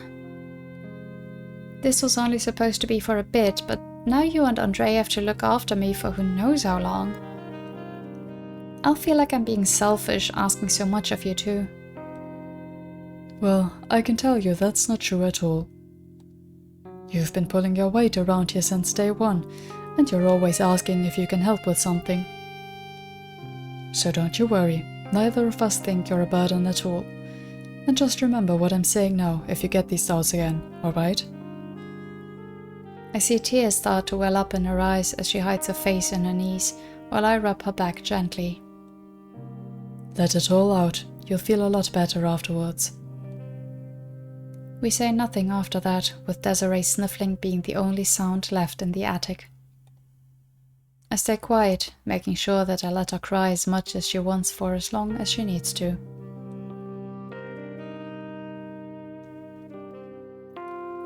After a bit of time has passed, Desiree stops crying and raises her head. Feel a bit better? She nods, then reaches for the tissues to wipe away anything left. Thank you. You're very welcome. And you're always welcome to vent to us about anything again, okay?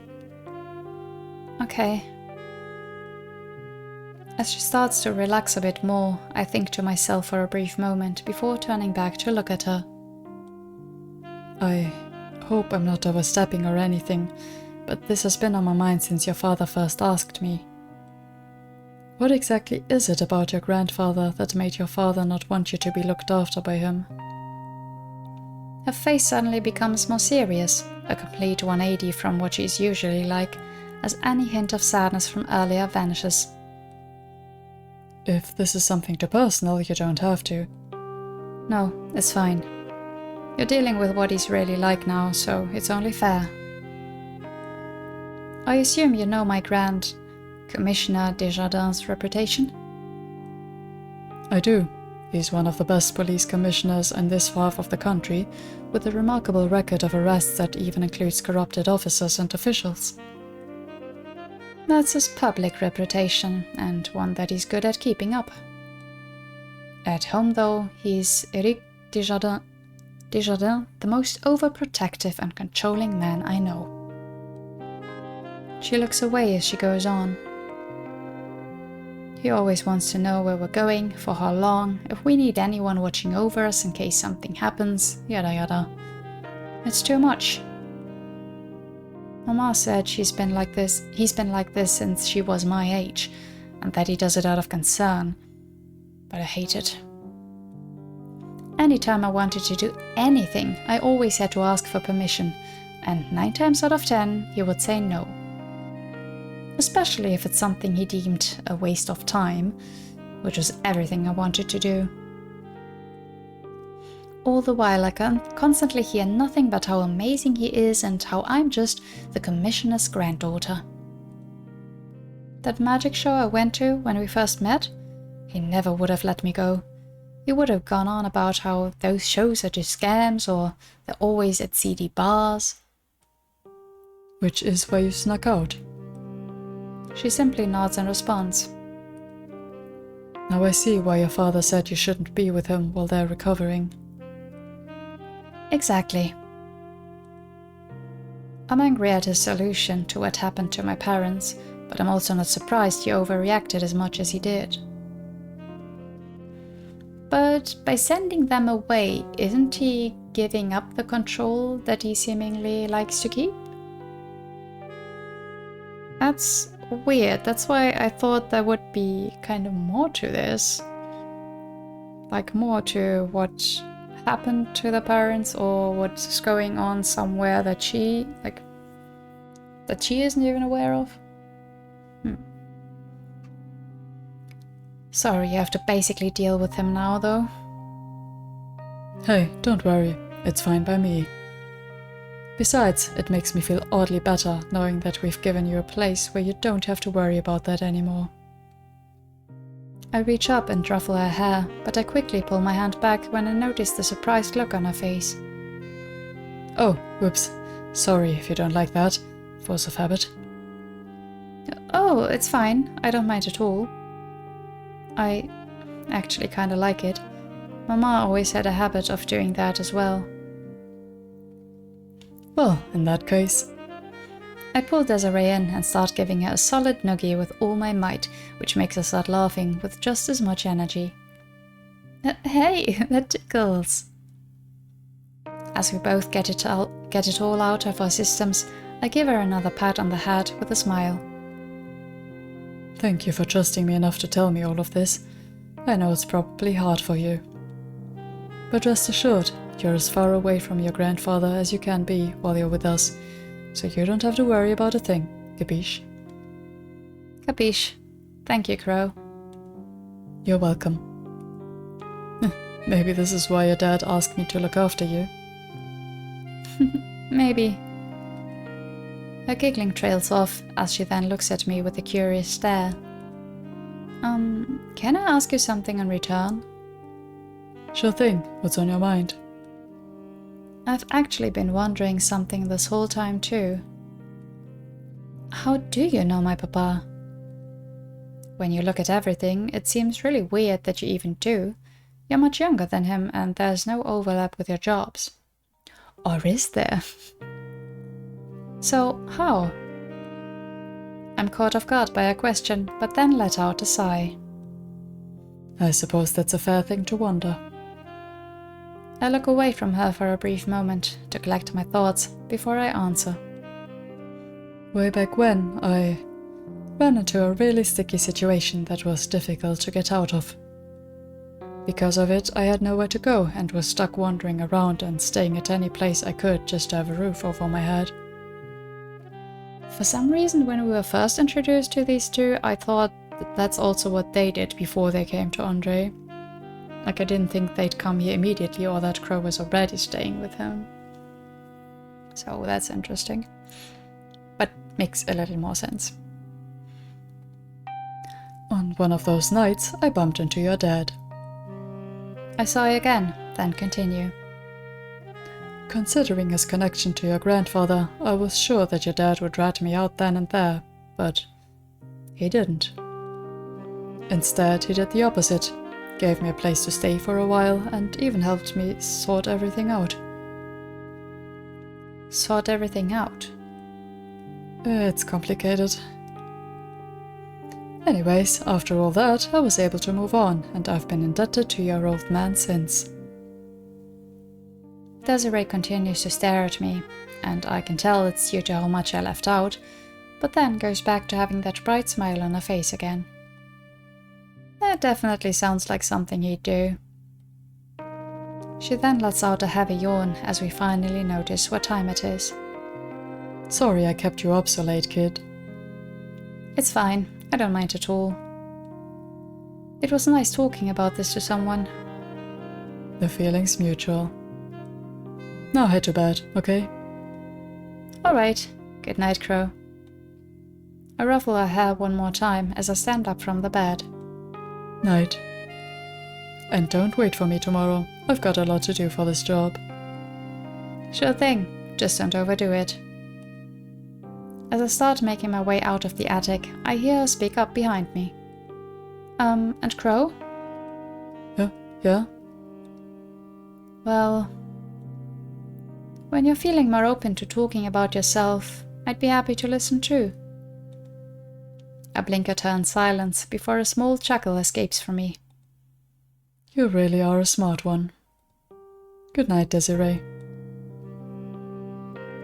I mean, that was kinda obvious, but always good to be straightforward about that. I walk out of the attic towards the bathroom to get ready for bed as I see Desiree laying back down to fall asleep. Staring at her for a moment, I sigh and run a hand through my hair. A real smart one. With a yawn of my own, I get myself washed up and ready to fall into a deep sleep after everything tonight offered. the next evening. Maps, keycards, emergency supplies. That should be everything. Off in my corner of the attic in the middle of the night, I'm getting ready to finish the last stage of my current job. I'm packing up any and all supplies I'll need and double checking to make sure I've got all of my bases covered. Meanwhile, Andre just stares at me with a worried look painted on his face. What's wrong? Be careful tonight, okay? No, what? You worried about me? That's sweet. Crow, please. My playful jabbing just makes his brows furrow even more, which immediately makes me feel awkward. Sorry, that was mean. But don't worry, you know I'm always careful. I know, but I have a bad feeling about tonight. Just be extra careful, okay? For me and Desiree. Of course, I'll make sure nothing happens. I swear. I pat Andre on the shoulder, and he in return gives me an exasperated smile. You're a real handful sometimes, you know. I know, it's my charm. As the two of us laugh, easing any worries we may have, Desiree is sitting at the writing desk, quietly listening to us. I walk over to give her a pat on the head. I'll probably be back super late, so don't wait up for me, alright? Sure thing. I'll head to bed after helping Andre tonight then. Good, good. Try not to miss me too much while I'm gone, kid. She lightly kicks me in the leg with a pout. Stop treating me like a baby, you jerk. But you make it so easy. Or could I not? Rude. I let out a little chuckle, then grab my things and start heading towards the door. Good luck with the evening rush, you two. See ya. They both give me a wave as they start prepping for their night of work as well. Oh dear, what's gonna happen? I walk into the storage room and hop out of the window onto the roof. Checking the time, I look off into the distance at my destination, the Wilkinson Museum of Arts, sitting pretty and illuminated in the night. This job is almost done, then I can finally relax for a bit. With a stretch, I start making my way towards the large and imposing building, hopping along the rooftops as quickly and quietly as I can.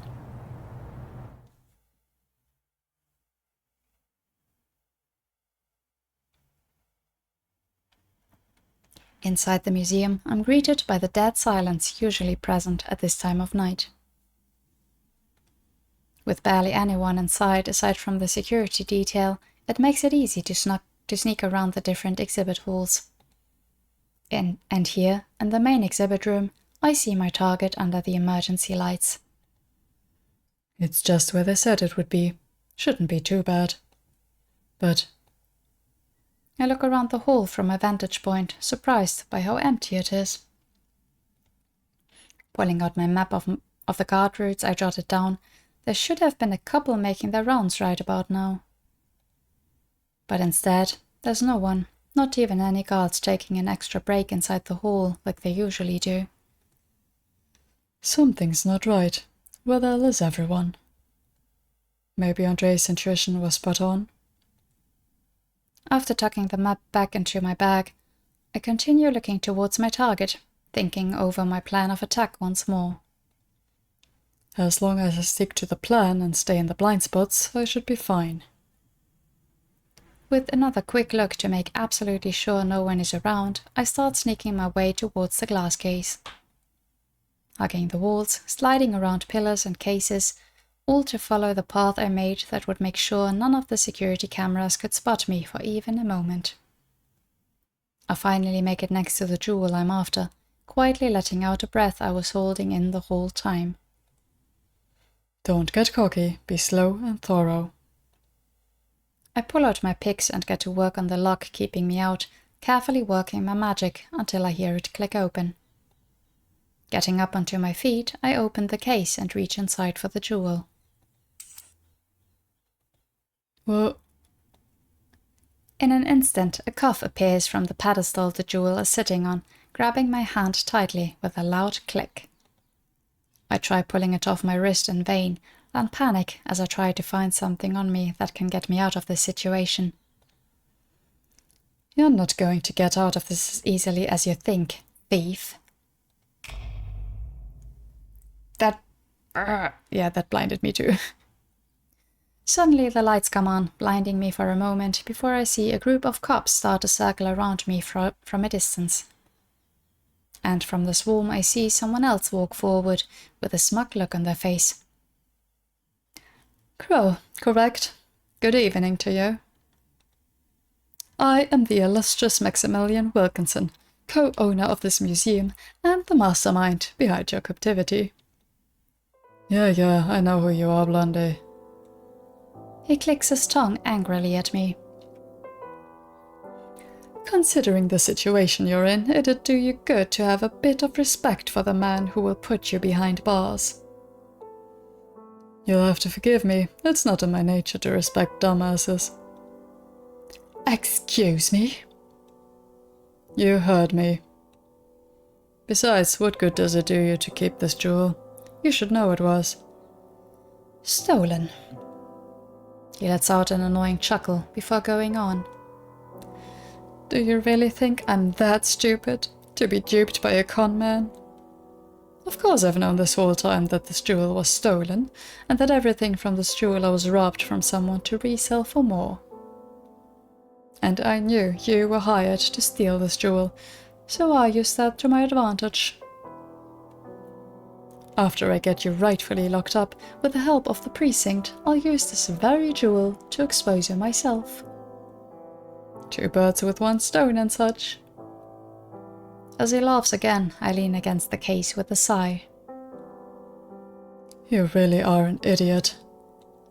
Acting all high and mighty, as if you were a real genius, when everything was already handed to you on a silver platter. Pardon? Do I have to spell it out for you? The larceny division, you idiot? This whole case went on so long because the former lead larceny detective acted this on so he could do what you're doing right now. It's obvious when you see just how much info the precinct had on this guy. All the information you used to find me here. I can guarantee a few of your lackeys were following the former detective's plan to a T, and just made you think it was all your doing. He starts looking around the room in panic, his face pale as a sheet, and almost every officer that locks eyes with him averts their gaze. He then looks back at me, turning bright red from anger. But this... Face the facts, rich boy. You did nothing. All the info was gathered for you by a man who ignored every other case he should have worked on to make a name for himself. This probably would have gone on even longer if he hadn't been fired. He says nothing for a moment, still bright red in anger. But the short-lived silence is broken as he starts yelling at me. Don't you dare look at me like that! Acting so high and mighty, treating me like an imbecile, all the while thinking of yourself as some sort of vigilante or hero. Well, you're not a hero. You're just a blackmailer and thief with an overinflated ego. I roll my eyes and look away from him as he drones on. Wow, how original. I definitely didn't hear that 1,000 times over the years. How long did it take you to come up with that? Stop acting so important. This self-righteous attitude of yours is why your wife left you. I stand up straight and look him dead in the eyes, my annoyance turning into disdain from his outburst. How do you? What? Surprised? You shouldn't be, as I made sure to do all my homework on you to make this plan absolutely perfect. He clears his throat in an obnoxious manner before continuing. Sungwon Kim, age 33, going by the alias Crow. Former employee of Paxton and Associates, where an unfortunate scandal happened that ruined the company. Honestly, I'm still surprised you're not behind bars for that. You'd think money laundering, fraud, and backroom deals that almost claimed someone's life would put someone higher up on the wanted list. I click my tongue angrily at him, wishing I could shut him up myself if it wasn't for this damn cough. Despite all your research, you think it's my fault, huh? And not that bastard pushing the blame onto me so he could get away with it. Yes, I saw that your former employer had a hand in the incident. A hand? I tug my arm, trying and failing to rip the cuff off as he steps back a bit. You're not getting out of that as easily as you think. I made sure of it. And even if it was true that you took the fall, it is true. Either way, you're still the one with the wanted poster, regardless of what the public thinks. Turning into a thief doesn't help your case either, especially after disguising yourself as your former employer and stealing evidence that was in his office. Fake evidence. For all your talk of doing research, you sure managed to learn nothing. Although it was him that stole it, not me. Enough! His voice echoes loudly throughout the hall as he then lets out an angry huff before fixing his hair. I have had enough of this verbal back and forth with you. Security. On cue, the officers circling around me start making their way towards where I'm standing. I look around the room, panicking inside as I try to think of any way to get out of this nightmare. Just as they get closer, something makes a loud clanking sound behind Maximilian that catches everyone's attention. What is this?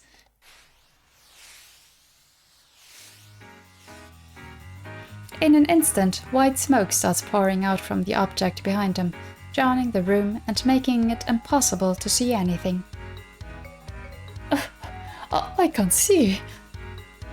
Get rid of this thing. I can hear a handful of cops fumbling over to his aid, tripping over each other and the furniture as they struggle to get their bearings. Just then, I feel someone tapping my shoulder. Who? Shh, keep quiet. I blink in shock, wondering for a brief moment if it's the smoke getting to me, as I see Desiree right next to me. Of course. Kid? She covers my mouth forcefully, pulling me down to floor level so the case hides us. I said keep quiet. What the hell are you doing here? Are you trying to get caught? No, I'm trying to help you get out. Here, let me... She gets back on her feet, pulling out a bobby pin from under her head before fiddling with the lock on the cuff. In an instant, the cuff clicks open, and I rub my free wrist with a sigh. Thank God, that thing was annoyingly tight. Now come on, let's get out of here. She grabs my hand and starts pulling me towards one of the exits with haste.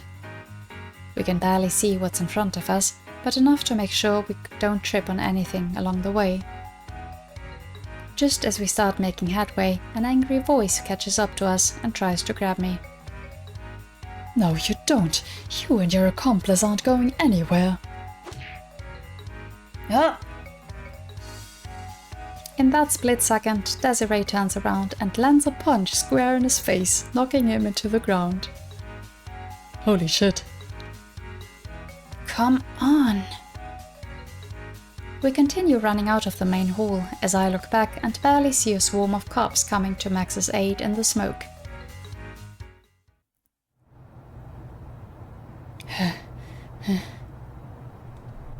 We ran as far as our legs would take us, using the rooftops to get around the city faster. Desiree slows down to a halt, panting just as much as I am as she looks up at me. Are we far enough gone? Are we far enough now? We should be. With a deep sigh, I fall onto my back and feel just how exhausted my arms and legs are. Looking back at the museum, which appears so small now, it sinks in just how far we ran to get away. I am never running that much again in my life. Agreed. Desiree sits down next to me, clutching her chest to steady her breathing as well. After I finally manage to catch my breath, I sit up and turn to her. Now that we're finally away from all that, what the hell are you doing here? If it wasn't for how everything played out, you could have gotten caught along with me. And how did you even know to come help me in the first place? Slow down, I'll explain. I was helping Andre with the evening rush when a museum employee came in for a few drinks. He then got super drunk and started raving about how that Max guy had a genius plan to catch you. Andre just about had a heart attack hearing that, and I ran out and caught a cab as soon as I could. She starts scrunching her face up, trying her hardest to fight back her frustration. Seeing you trapped like that. I'm glad I made it on time. I pat her gently, trying my best to help her calm down, then pull her into a hug. And I'm thankful you did. Thank you, Desiree. I'm sorry I gave you and Andre so much worry. I'm just glad you're all right. With a quick pat on the shoulder, we both stand back up onto our feet. I have to hand it to you. Even I'm not as resourceful as you are. Where the heck did you even get a smoke bomb from? I don't remember that in the attic. It's, the failed result of a fog machine I tried to make. With a quick giggle, she starts walking towards Sidewind Avenue. Now come on, enough about tonight. Andre's super worried about you. I can't, kid. I have to go back. I pinch the bridge of my nose, then go on. I still need that jewel for my client. He was gonna use it in his case against the conman, so I'm shit out of luck if I don't get it. And there's no telling how much security there will be if I hold off until tomorrow night. Oh, you mean this jewel? From inside her jacket, she pulls out the very jewel I risked my butt over tonight, holding it up with a smug grin. What? How did you... I took advantage of the chaos while freeing you, and snagged it. Not bad, huh? I'm left speechless, not only by the jewel, but also by how she managed to pull all of this off tonight. Kid, you continue to be full of surprises. I let out a cackle, then ruffle her hair a bit. Alright then, let's head back to the bar. I have had enough of everything tonight. Couldn't agree more. I let out a big yawn and stretch my arms, then start walking along the rooftops towards the bar. But before I can make any headway, Desiree suddenly grabs my arm. And, Crow? I may have overheard a lot that he said about you while I was preparing, and I'm sorry I eavesdropped. But I just want to say that he's wrong, because you're my hero. I feel too surprised to speak and just stare at her for a bit. As I feel a lump start to form in my throat and my eyes getting a little hazy, I look away from her. Are you crying? No, just something got in my eyes. Come on, I don't want to keep Andre waiting. Okay. Aw, cute. Giving her a quick pat on the back, I hop ahead of her onto the next roof and hold my hand out to help her over. Here, kid. Kid. But when I look back at her, she's holding the jewel up to the moon, just staring at it. That is huge. What the... Okay. I can practically see how intensely her eyes are sparkling as the jewel reflects all the lights around her rhythmically. Desiree? Oh, sorry. She quickly stuffs it back into her jacket, then takes my hand to hop over. You alright? We can take an easier route if you want.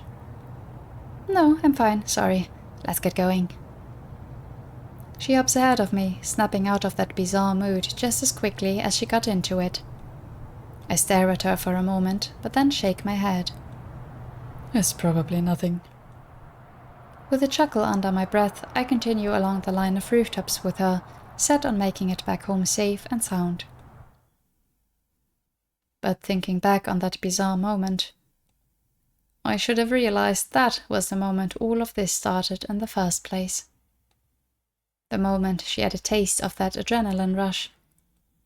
And the very moment that Forget-Me-Not was born.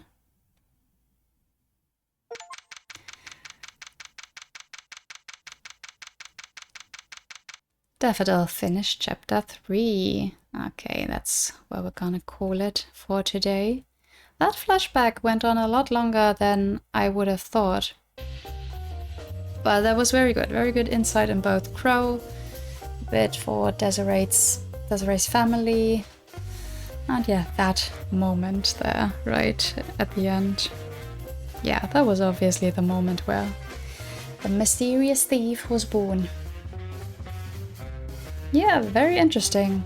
Again, I thought there would be something more going on with the family and why they would have needed to leave the city. I don't know, maybe we'll uncover something more. Yeah, it was good to finally get some more context. Yeah, this video's gone on quite long, but I did want to finish this chapter still today. So, that's it from me for today. As always, I'd appreciate if you'd let me know your thoughts in the comments down below. Thank you so much for watching, and until next time, bye bye.